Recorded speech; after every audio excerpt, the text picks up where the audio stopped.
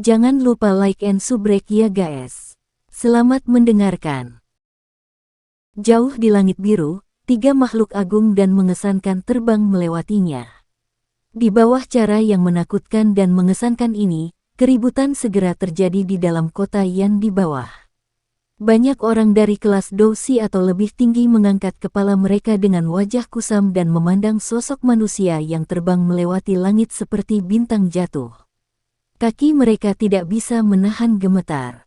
Cara yang mengesankan dari ketiga Do Huang ini sangat jarang terlihat di Kekaisaran Jiama. Sangat sedikit orang yang belum mencapai tingkat tertentu yang memiliki kualifikasi untuk merasakan tekanan dari kekuatan tersebut. Di bawah tekanan ketiga kekuatan yang mengesankan ini, kerusuhan dengan cepat mulai menyebar di dalam kota. Di atas kerusuhan, lebih banyak lagi orang yang cukup kuat melonjak ke atap dengan hiruk-pikuk dan kegembiraan setelah mereka tertegun sejenak. Setelah itu, mereka sama bersemangatnya seperti kutu, berlari di atap kota saat mereka mengikuti tiga kehadiran yang megah dan mengesankan dari jauh di belakang. Banyak orang merasakan rasa hormat yang besar di dalam hati mereka terhadap orang-orang yang sangat kuat sekelas. Pertarungan antara orang-orang dengan level tinggi tidak diragukan lagi memiliki daya tarik yang besar terhadap orang-orang dari kelas Dousi atau Dadousi. Di dalam kota yang luas, beberapa ratus bayangan hitam memilih untuk bergerak cepat. Momentum itu agak menakutkan dan spektakuler. Di langit di atas, wajah Xiao Yan gelap saat dia terkunci pada sosok manusia berwarna hijau di depannya.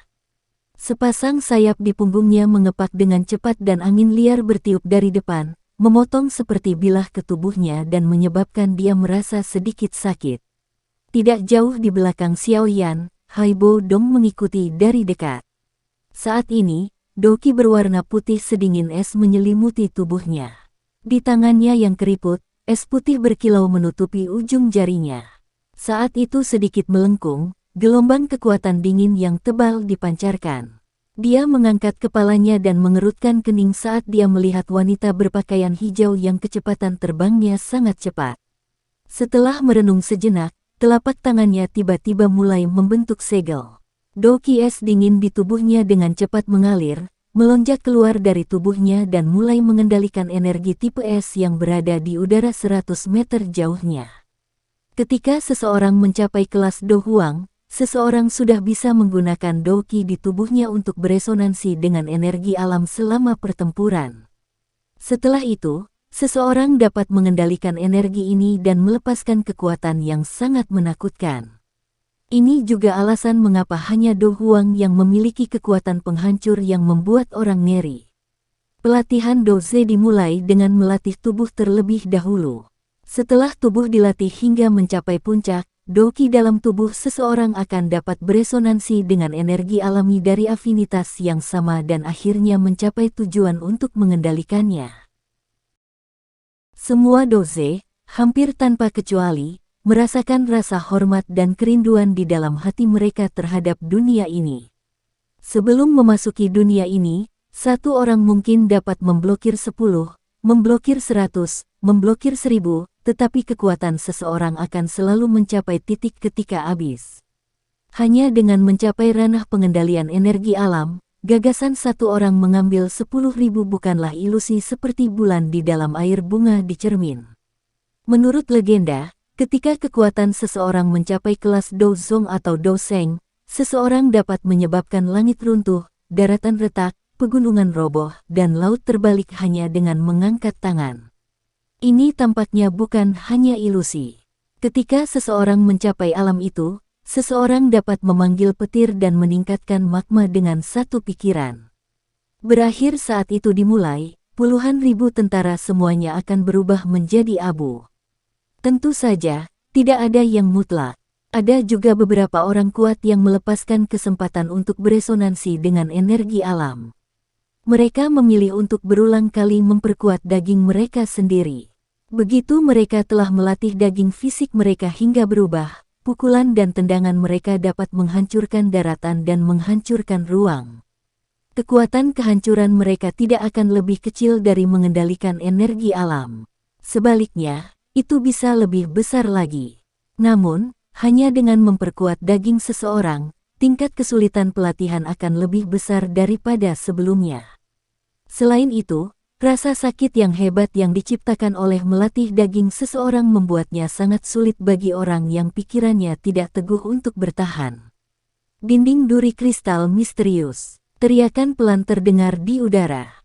Dengan cepat mengikutinya, jarak puluhan meter di depan wanita berpakaian hijau itu mulai menjadi agak terdistorsi.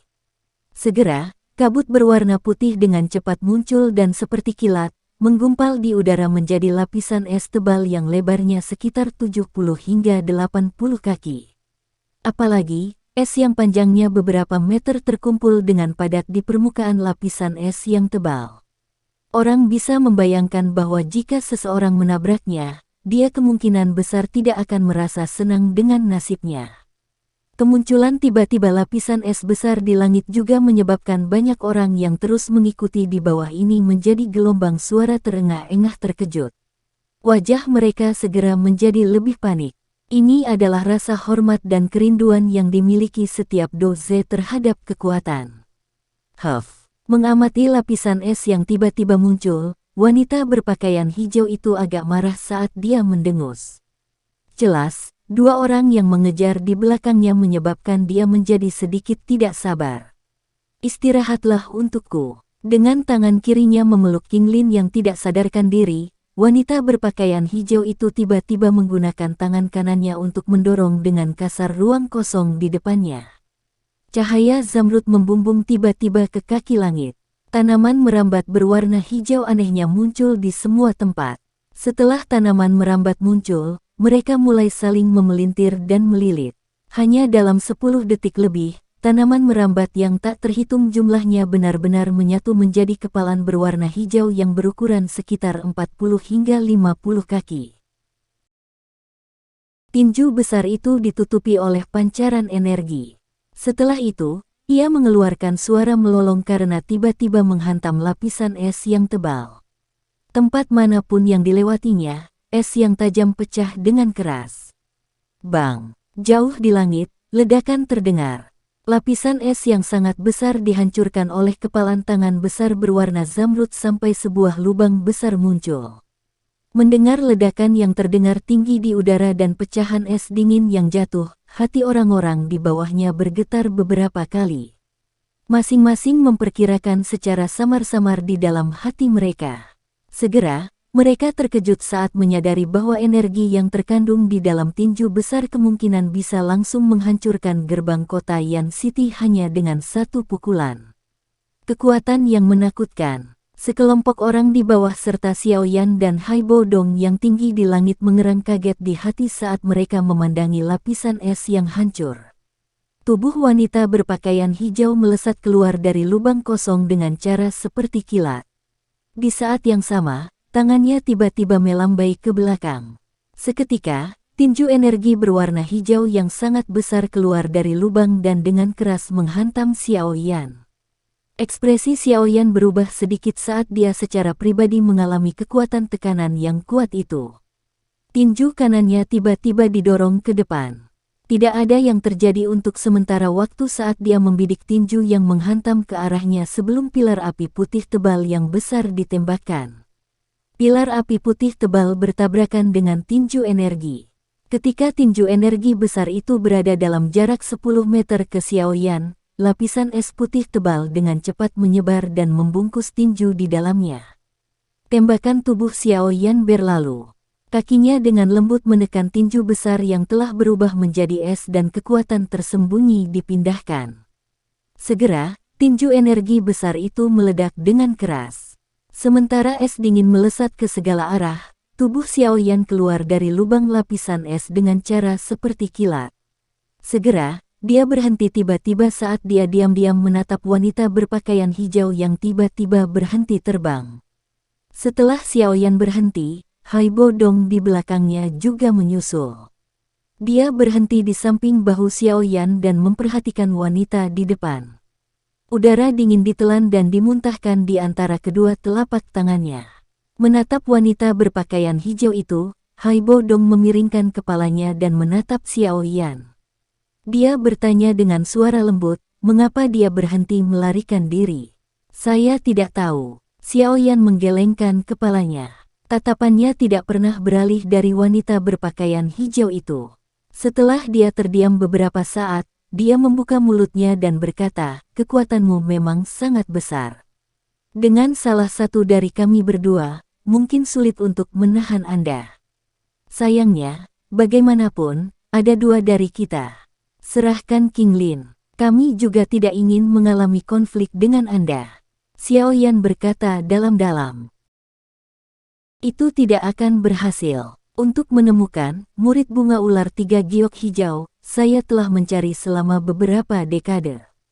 Sekarang aku beruntung bertemu satu orang, lupakan tentang kalian berdua sebagai Do Huang, bahkan jika ada beberapa lagi, aku pasti tidak akan melepaskannya. Wanita berpakaian hijau itu menggelengkan kepalanya. Nada suaranya tidak menunjukkan bahwa ada ruang untuk diskusi. Tangkap dia. Saat dia menatap wanita berpakaian hijau itu dengan murung, kesabaran Xiaoyan juga berangsur-angsur habis. Saat itu, dia tidak menunda-nunda.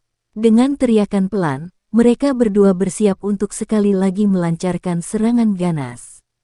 Kalau bukan karena saya khawatir bahwa tinggal di sini lebih lama akan menarik orang-orang kuat dari Kekaisaran Magia, hanya dengan Anda berdua, Anda mungkin tidak dapat mengalahkan saya bahkan jika kita berhadapan langsung. Wanita berpakaian hijau itu agak angkuh saat dia tertawa. Sayangnya, kita memang berada di Kekaisaran Magia. Xiaoyan tersenyum dingin saat dia membalas.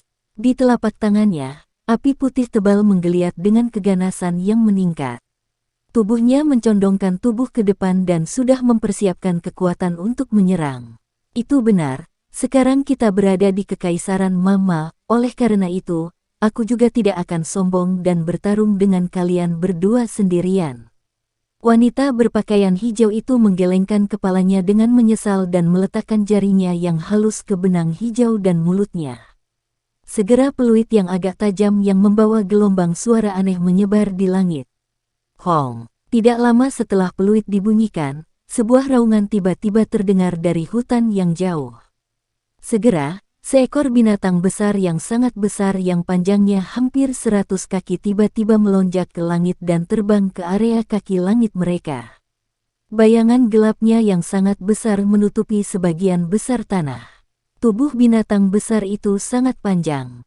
Sekilas, itu tampak mirip dengan binatang ajaib berbentuk ular. Kecepatan terbang binatang ajaib ini begitu cepat sehingga mengejutkan orang.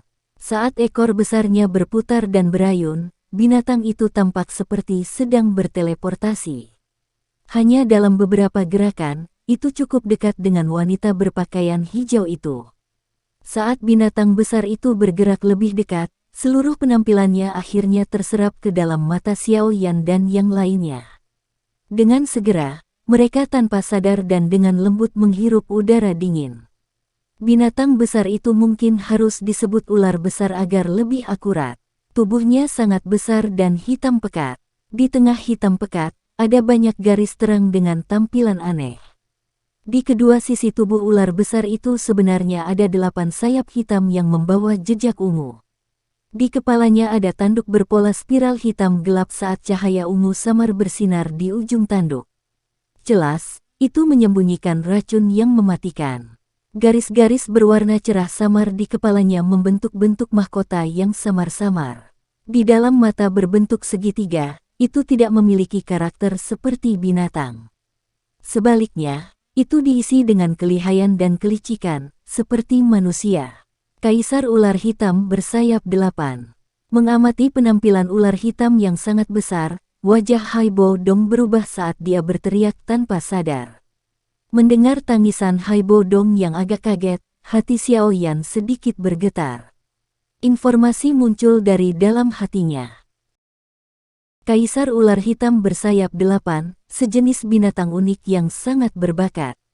Ini adalah evolusi dari peringkat 3 binatang ajaib, ular hitam bersayap 2. Mulai dari peringkat ketiga, setiap kali naik peringkat, itu akan memiliki sepasang sayap tambahan.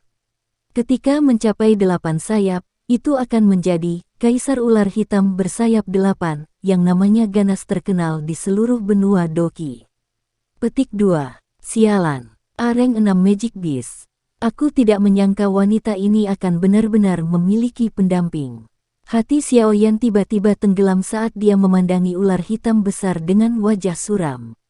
Dia tidak berpikir bahwa Kaisar Ular Hitam Bersayap 8, kelas Do Huang ini adalah tunggangan dari wanita berpakaian hijau. Setelah mencapai kelas tertentu, Kaisar Ular Hitam Bersayap 8 sudah memiliki kecerdasan yang tidak di bawah kecerdasan manusia. Kaisar seperti keangkuhan secara alami tidak akan membiarkannya menyerah pada manusia yang hanya sekelas dengannya. Di langit yang jauh, wanita berpakaian hijau dan Kaisar Ular Hitam Bersayap 8 secara bertahap mendekat.